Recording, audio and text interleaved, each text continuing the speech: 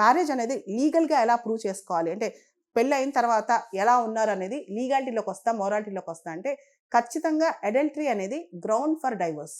Ground for civil wrong. అంటే తప్పు చేస్తే దానికి డైవోర్స్ తీసుకోవచ్చు, డైవోర్స్ ఇవ్వచ్చు. అయితే కోర్ట్‌కెళ్ళి సీసీటీవీ ఫుటేజెస్ తీసుకురావాలి.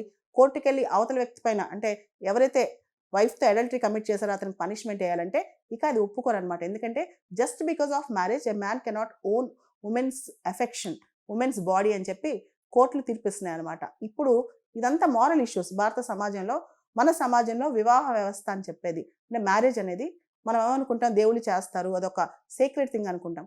వెస్టర్న్ సొసైటీలో అది సేక్రెడ్ థింగ్ కాదు, ఒక కాంట్రాక్ట్ అనుకుంటారనమాట. భారతదేశంలో వెస్టర్న్ ఫ్రీడమ్స్ కావాలి.